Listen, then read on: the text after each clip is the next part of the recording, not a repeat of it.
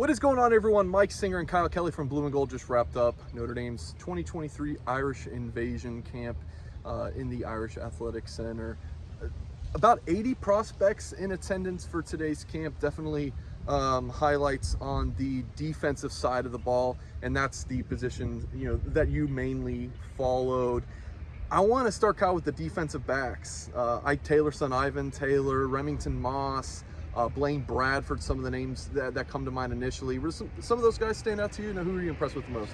Yeah, I mean, you pretty much took all the names right out of my mouth. All those guys looked really impressive today, and I think the one guy coming in here was Ike Taylor's son, Ivan Taylor. He's a top 100 guy on three. He's already got a lot of Power 5 offers. I think we kind of expected him to show out today, and he did just that. I mean, he might have had my defensive back MVP, have to kind of reflect on it a little bit more, but overall, it was very impressive. I didn't really see a lot of guys beat him. I think maybe the one guy that did beat him was Micah Gilbert, Notre Dame's verbal wide receiver commit in the 24 class. So, yeah, I think he was pretty impressive. And then one of the other headliners here is 2024 safety Anthony Robinson from Louisiana. He's already has a Notre Dame offer. He looked great today, had a fast 40 time. And battling a little bit of an injury, I think, some soreness coming into this, but you would have never been able to tell. I think he had a great performance today, but you pretty much said it. A lot of the guys on defense were the story from today's Irish Invasion. Yeah, you mentioned Anthony Robinson, the 2024 safety. This is a camp, I think it was something like 65-70% of the players are in the 2025 class, so pretty rare to see the class of 2024 guys, especially like Robinson. Unofficial visit this weekend to camp. Notre Dame safety recruiting in that 2024 class is really interesting, in an interesting spot right now. Defensive line I want to touch on real quick. Chris Burgess, I know, is a big target for Notre Dame from Chicago. He got to South Bend for this camp. Gus RITCHEY. What did you think about the defensive line group?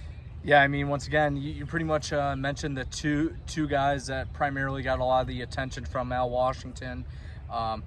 He spent a lot of one-on-one time with Chris Burgess, Al Washington, the Notre Dame's defensive line coach. It was easy to spot Burgess out. He didn't have a helmet on, but he's also one of the biggest guys there. He's got a great build, and a little bit about Burgess. This is only his second year playing football, and you couldn't have told it today. I mean, he had a great performance, and like I mentioned, they had a lot of one-on-one instruction with Al Washington. He kind of took him under his wing, and I think that as the day progressed, you saw some improvements from him. And, Gus RITCHEY came here. He's a guy that's no stranger to the camp circuit. He's camped all over the country, it seems like, last year. And then coming into this summer, he's going to be competing in a lot of camps as well. But he's an interesting prospect because some schools are recruiting him as a tight end.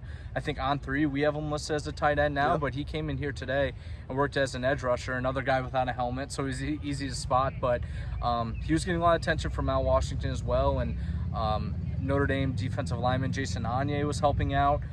He was impressed with both those guys. So, but I think you kind of mentioned the two primary guys were already the ones with offers with RITCHEY and Burgess. Moving over to the offensive side of the ball, pretty decent quarterback group. Dia Bell, the son of Rajah Bell, who's an NBA standout. I was pretty impressed with him. Jimmy Sullivan, a guy from, I believe it's Carroll High School in the Hoosier State. I don't know how big of a time of a prospect he is. I didn't know much about him going into the camp, but I thought he slung it around a good bit. And then Brody McCorder is one of the best quarterbacks in the 2026 class. The running backs, two standouts there, Corey and Nakai Amatri, I believe is how you pronounce their last name. Nakai being a 2024 running back with a Stanford offer that Notre Dame recently kind of learned about here recently. I thought both of those guys looked really good. For me, the receivers was the best position group on the offensive side of the ball. You'll have to read my article at blueandgold.com to find out my MVP was, but there was some pretty good receivers. The two Notre Dame commits who were in the camp, Micah Gilbert, who Kyle mentioned, I thought he stood out for sure. Dropped some passes during the drills, but then when he got into one-on-ones, he really showed off his talent. Then Cam Williams didn't do one-on-ones, had some ice on his knee, but I'm sure he's fine. Just, Cam Williams wasn't going to do one-on-ones, nothing that he needs to do, but I did think he looked good going through the drills. Xavier Robinson, Avion Chenault, a couple of 2025 receivers who I liked, but I might give a little hint here at who my MVP might be on the offensive side of the ball. Derek Meadows from Las Vegas, Bishop Gorman. By the time you guys are watching this, I would not be surprised if you go on his Twitter account. He's already announced an offer from Notre Dame. I mean, Kyle and I were like, yeah, that kid's got to be getting an offer from Notre Dame. He was outstanding. He's listed at 6'5". Wouldn't be surprised if he's 6'6". Just long, lean. You guys are watching it now. The clips that we shot from him during the camp just looked outstanding. So I didn't get to see too much of the offensive line. I think there's only about 4 or 5 guys, and we didn't really talk about the linebackers. Linebackers, offensive line at these camps can kind of be tricky too, because they just don't.